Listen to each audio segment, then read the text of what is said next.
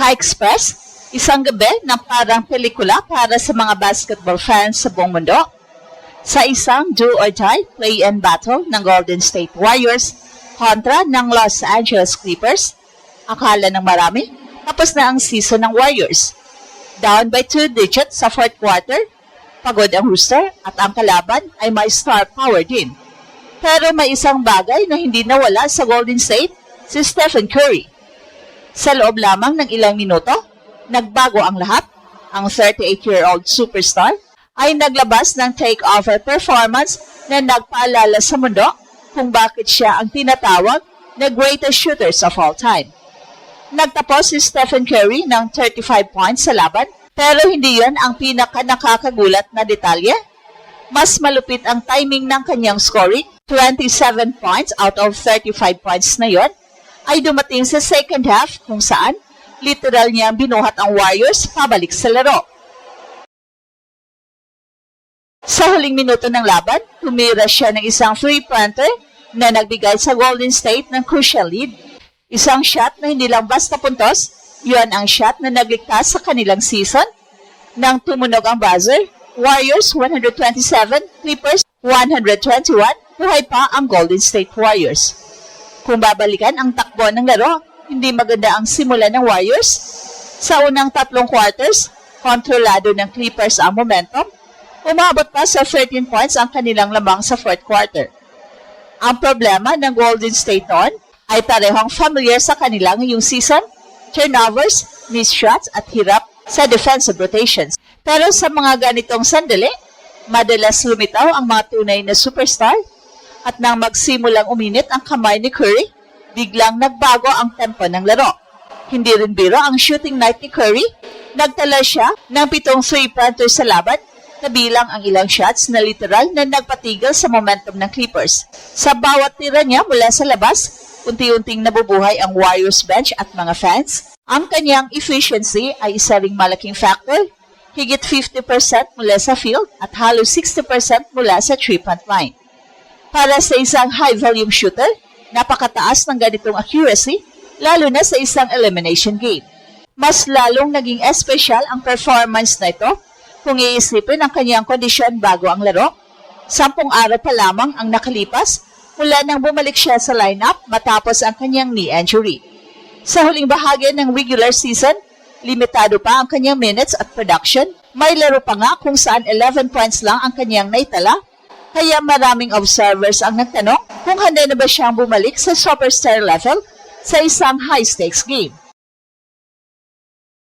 At ang sagot ni Curry, isang 35-point explosion. Hindi rin nag-iisa si Curry sa pagbuhat ng team sa crucial stretch ng laro. Si Draymond Green ay nagpakita rin ng veteran leadership sa depensa. Sa huling minuto ng laban, 2 steals niya ang literal na nag-seal ng panalo para sa Warriors. Ang ganitong defensive awareness ang dahilan kung bakit nananatiling mahalaga si Green sa identity ng Golden State kahit matapos ang maraming taon ng kanilang dynasty run. May isa pang mahalagang kontribusyon na nagbigay ng spark sa Golden State Warriors comeback. Si Al Horford ay nagpasok ng 4 na three-pointers sa fourth quarter. Sa modern NBA, mahalaga ang spacing at outside shooting para mabuksan ang floor.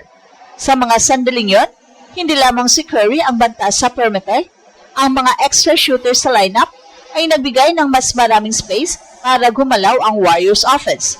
Kung titingnan ang team performance sa final quarter, doon talaga naganap ang dramatic shift. Ang Warriors ay nag-shoot ng halos 75% mula sa field sa huling yugto ng laro.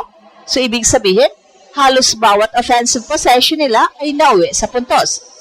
Ang ganitong offensive surge ay bihirang mangyari sa isang elimination game kung saan kadalasang tumitindi ang depensa. Pero sa gabing yon, tila nagbalik ang classic Warriors ball movement na nagdala sa kanila ng multiple championships noong nakaraang dekada.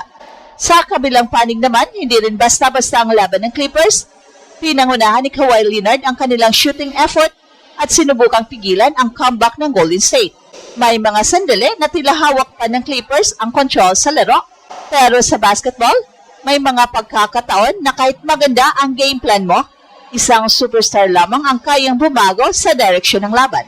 At sa gabing yon, si Stephen Curry ang naging sagot sa lahat ng adjustments ng Los Angeles Clippers.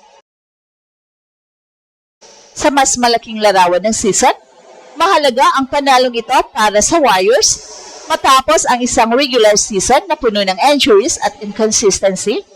Ang kanilang play and survival ay nagbibigay sa kanila ng panibagong pagkakataon upang makapasok sa playoffs. Hindi pa tapos ang kanilang laban. Ang susunod nilang kalaban ay ang Phoenix Suns sa April 18 para sa huling playoff spot sa Western Conference. Ang matchup na yon ay magiging malaking hamon para sa Golden State. Ang Suns ay isa sa mga pinakamalakas na offensive team sa liga at may sariling lineup ng superstars. Pero kung may isang bagay na ipinakita ng Warriors sa play-in victory na ito, yon ay ang kanilang kakayahang mag-flip ng momentum kapag uminit si Curry. Sa playoff basketball, minsan isang superstar lamang ang sapat upang baguhin ang trajectory ng isang series. Para sa mga matagal nang sumusubaybay sa career ni Curry, ang performance na ito ay parang flashback sa kanyang mga iconic playoff moments. Ilang beses na siyang gumawa ng ganitong klaseng comeback performances sa nakaraan. Sa bawat pagkakataon, pinapaalala niya sa mundo na hindi lang siya shooter kundi isang clutch performer na kayang magbuhat ng team sa pinakamalagang sandali. Sa edad na 38, marami na ang nagtatanong kung hanggang kailan pa tatagal ang ganitong klaseng brilliance mula sa Warriors superstar. Pero sa tuwing may mga nagdududa, tila mas lalo siya nagiging motivated upang patunayan na kaya pa niya makipagsabayan sa mga mas batang stars sa liga. Ang kanyang conditioning, shooting mechanics at basketball IQ ay patuloy na nagbibigay sa kanya ng edge kahit tumatagal ang kanyang career. Sa pagtatapos ng gabi, isang malinaw na mensahe ang ipinapadala ng Warriors sa buong NBA, hindi pa sila tapos. Hanggat nasa court si Stephen Curry at hanggat may natitirang laban ng Golden State, hindi maaring baliwalain ang kanilang kakayahang gumawa ng magic. Ang kanilang play and survival ay hindi lamang simpleng panalo, ito ay paalala na ang Warriors Dynasty Spirit ay buhay pa rin. So ngayon, lahat ng mata ay nakatuon sa susunod nilang laban kontra Phoenix Suns. Kung magpapatuloy ang ganitong klaseng performance mula kay Stephen Curry, posibleng maging isa na namang unpredictable playoff run ang Warriors. At kung mangyari man yon, muling mapatunayan sa NBA, isang bagay ang hindi kailanman dapat kalimutan kapag uminit ang kamay ni Stephen Curry, kahit anong lead ay hindi ligtas.